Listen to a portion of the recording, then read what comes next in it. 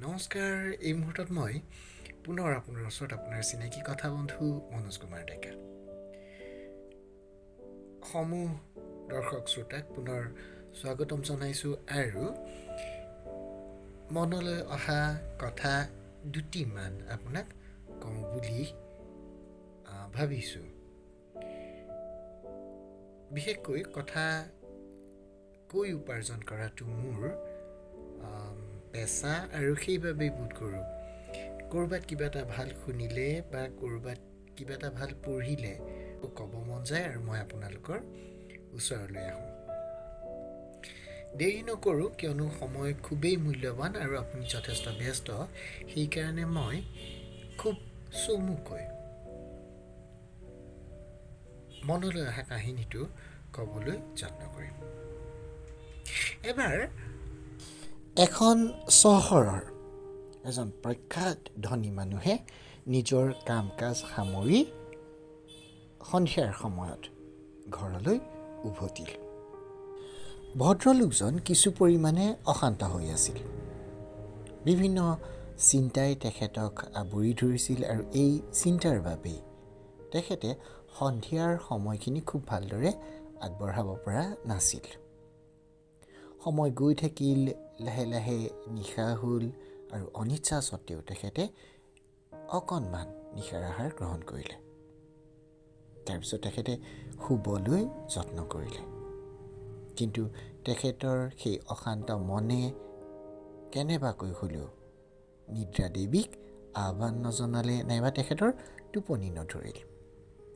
তেখেতে বিচনাত ইকাতি সিকাতিকৈ বেছ কিছু সময় পাৰ কৰিলে যদিও তেখেতৰ টোপনি নাহিল আৰু শেষত তেখেতে শেষ সিদ্ধান্ত লৈ পেলালে।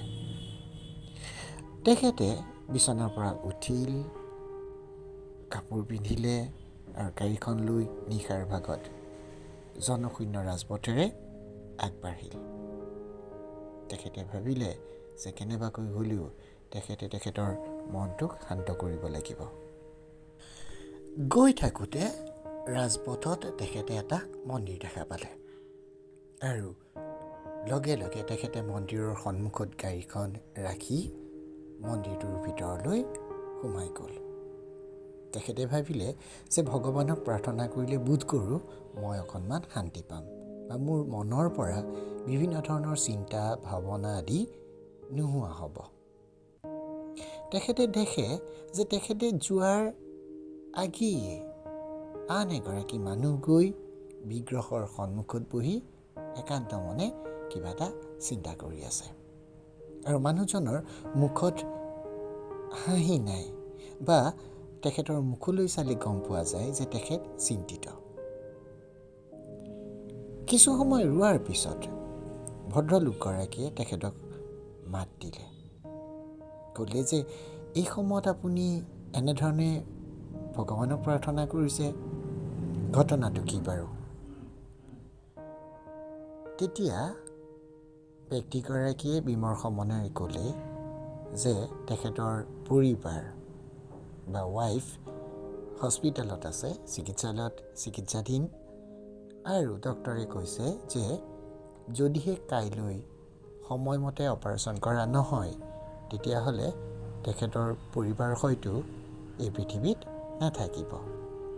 অথচ সেই চিকিৎসাৰ বাবে যথেষ্ট পৰিমাণৰ টকাৰ প্ৰয়োজন আৰু তেখেতৰ হাতত টকা নাই। ভদ্ৰলোকগৰাকীয়ে কথাখিনি শুনিলে আৰু শুনাৰ পিছত নিজৰ পকেটত হাত ভৰালে আৰু নিজৰ হাতত যিমানখিনি পইচা আছিল সেই আটাইখিনি পইচা এই ব্যক্তিগৰাকীক দি দিলে। ক'লে যে আপুনি চিকিৎসাৰ বাবে এই পইচাখিনি খৰচ কৰিব। টকাখিনি পোৱাৰ লগে লগে সেই বিমৰ্ষ ব্যক্তিগৰাকীৰ মুখত হাঁহি বিৰিঙিল। তেখেতে ধন্যবাদ জনালে আৰ্থিক সহায়ৰ বাবে। পিছ মুহূৰ্তত ভদ্ৰলোকজনে তেখেতক নিজৰ ভিজিটিং কাৰ্ডখন আগবঢ়াই দিলে। ক'লে যে ইয়াত মোৰ ফোন নাম্বাৰ বা ঠিকনা আছে, আপুনি মোক পৰৱৰ্তী সময়তো ফোন কৰিব। মনত কোনো দ্বিধা নৰখাকৈ মই যিমান পাৰোঁ সিমানখিনি সহায় কৰিবলৈ যত্ন কৰিম।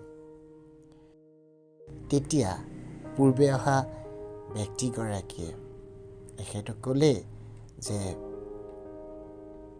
মোৰ হাতত ঠিকনা আছে,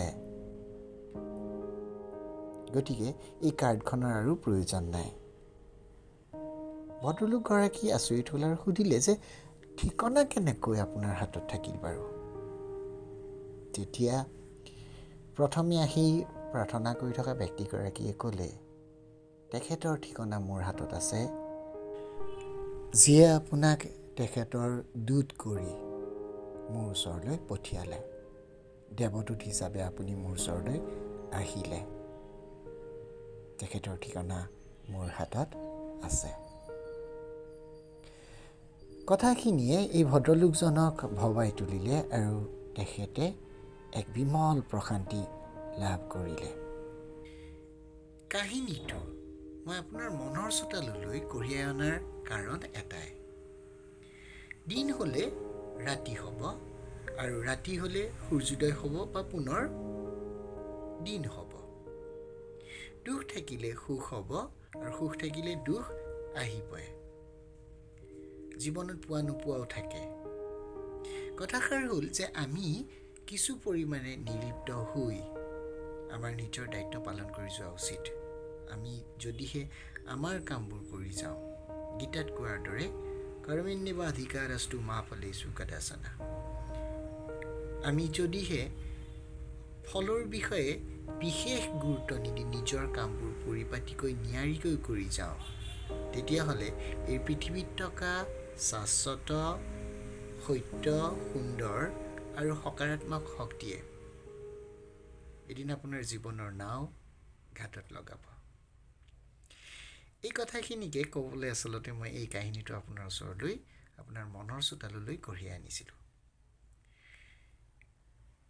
বিদায় লোৱাৰ সময় হৈছে। মই পুনৰ কওঁ যে যদিহে আপুনি মোৰ কথাবোৰ কেনেবাকৈ ভাল পায়, তেতিয়াহ'লে আপুনি মোৰ ইউটিউব চেনেলটো ছাবস্ক্ৰাইব কৰিবলৈ যত্ন কৰিব বা ছাবস্ক্ৰাইব কৰাৰ কথা বিবেচনা কৰিব। সেয়া এটা অনুৰোধ। আৰু আপুনি মোক ফোন কৰিও জনাব পাৰিব আপোনাৰ মনৰ কথাবোৰ। Manoj Kumar Deka, কথাবন্ধু Manoj Kumar Deka, phone number 6001302675।